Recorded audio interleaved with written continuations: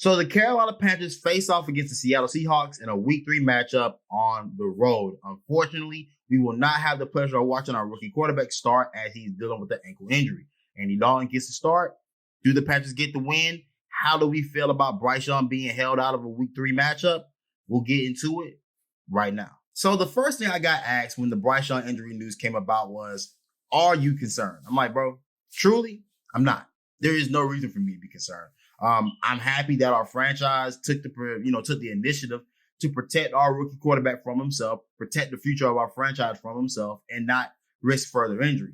Now, I know this news definitely fed into the narrative that people had about Bryce coming into this year and coming into his NFL career in general, was that he's too small and he won't last. He isn't built to last in this game.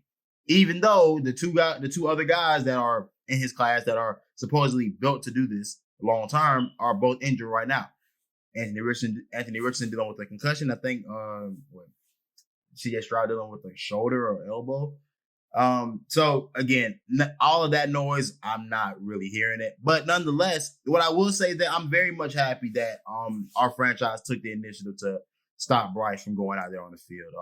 We obviously had a previous franchise quarterback that gave us everything he had each and every week, whether we had it or not. And I think a lot of that ended up leading to how his career ended up going down the stretch. And hence why he's not in the league today, because I don't think he was properly managed by the teams that he played for. So with that being the case, I'm very much okay with Bryce Young not playing. Now, there has been a sense of hysteria going around Panthers Twitter, Panthers social media, all in general, the Panthers fan base, about if Andy Dalton has a good game, what does this mean about Bryce? What this means is that Bryce is still a rookie, that is still only played 2 games into his NFL career. Andy Dalton is a 12, 13-year vet now to this point. He's played a lot of football. If Andy Dalton goes out and plays well, good. We want our backup quarterback to be able to come in and give us good games and give us good minutes. That's what we signed him for. We signed him to be the bridge to properly help us put Bryce in a position to be able to be successful for the duration of his career, and also help us if we needed him to play. That's the whole purpose of the backup quarterback. Andy Dalton is simply going to do his job. Simply. Whether he does it well or whether he doesn't matters none to me. I want him to do well. I would love to see, we would all love to see Bryce Young out there playing, right? But I truly just want to see whoever's going to be the starting quarterback go out and play well. Nothing's going to happen. Nothing's going to change. Whether Andy Dalton throws for 300 yards, I'm not switching up on Bryce and thinking that maybe we made the wrong pick or maybe we should roll with Andy Dalton for the duration of the year. That's insane. You simply sign Andy Dalton to do a job. He's going to do said job. And I think you'll see him play a very efficient game tomorrow.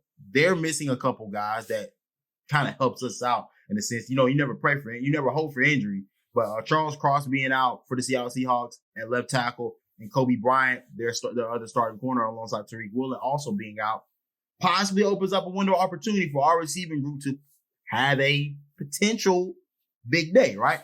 But yeah, nothing about this worries me if Andy Dalton goes out and plays well. Nothing about this proves anything about Bryce other than that he's still a guy that's learning how to play this game at this level. Bryce is going to be fine. I don't know what the hubbub has been about, with how he's played. I think simply we all can recognize that we're not giving him a full deck of sorts to go out there and start dealing with. You know what I'm saying? That's not what he's working with right now. We have to deal with the fact that we may have overstated what this team would be. The team also kind of may have led us astray a little bit with how they kind of, how they position themselves in terms of us as the fan base. They kind of let it be known that they were here to compete. They were here to play. We had guys that were here to plug and play, but nonetheless, I'm not going to get into that today, right? The thing about this is that nothing's changed. Nothing changes for me with Bryce Young. He's still going to be the guy moving forward, and there should be no question about that at all. I don't even know why or where this even came from. But to give a quick wrap up of how I think this game will play out, man, simply put, with the Seattle Seahawks ranking damn near last in all of the major defensive categories, I think the Carolina Panthers have a great chance to get their offense on track. I don't think this will mean the Panthers will turn it around, but this could be the type of game that you have that you can go out there and you get secretly, right? that does give your guys confidence, does give you a sense of what can we do or what can we take from this game that we can apply to other games. Again, I think we'll start to see more of this offense open up, right? I think the timidness with the play calling does go away now with the veteran being back there. You have no reason to. You have no reason to try to protect. You have no reason to try to hold back. Go out there and let that man play. I think Andy Dalton's the guy that's more than capable of going out there and winning a game for you, especially against a defense that right now has been very much porous amongst the first 2 weeks of the season, right? So I expect the Carolina Panthers to go out there and have their way. Can you figure out a way to get your guys going? We'll see. We'll see if we start to see more of what Thomas Brown had dealt with in Los Angeles. We'll start to see if we start to see more bits and pieces of that throughout the playbook as we start moving, throughout the season, right? Defensively, look, Charles Cross being out, my best pass rushers need to go get the quarterback. That's simply put. There's not a whole lot of technical things we got to talk about here. Your front has to be better than their front. And that's simple and plain. Louisville's done a great job of helping apply pressure. Brian Burns in that game against the Saints didn't have the overall impact you would have liked, but you still see him flashing here and there. But overall, I think we're a better pass rushing group this year than we were in years past. I think we figured out that, Yetur Gross-Matos, if we put him in that nickel pass rush, he can get there. They're going to play a lot of situations where he's going to have to be out there with their receiving core, how they want to run their offense.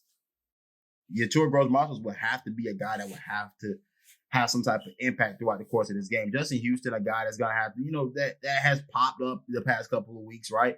You want to see more of him as the season progresses. And overall, if I can keep getting what I'm getting from Frankie Louisville, I have no issue thinking that we're going to be an elite defensive unit throughout the rest of the year. I guess your biggest worry is going to be on the back end. How do your corners hold up? They had a good showing for the majority of last week against the New Orleans Saints, believe it or not, right? You had plays at the end of the game that will make you think differently, but overall, they were able to hold up. If your front can get the job done, I think you may have enough in the back end to hold it down, right? The issue is you don't have a matchup that goes well with DK Metcalf. You don't have a soul out there for him. This is where you start to miss a guy like J.C. Horn, right? Because in that game last year, you started to see J.C. Horn had him blanketed and there's nothing he can do about it, right? And you started to see the above and beyond plays, like the interception J.C. Horn had last year. Do you have a guy that can do that? You don't have the guy that you trust to even play that type of style. So right now, I just got to hold that in the back end. You can just hold it down. I mean, I think our safeties will give us what we need. Xavier Woods, Von Bell, those two guys gave me what I thought we were going to get from those guys in that New Orleans Saints game. That's what we saw, right? I guess Troy Hill, how much of a factor does he play again in these matchups against Tyler Lockett that he'll probably see? Those are just going to be the biggest questions. The biggest questions are going to always remain the same for the remainder of the year until we get guys back. How will the secondary hold up? But until then, I'm Sean T. Stewart. This is the P1N Network, and I'm out.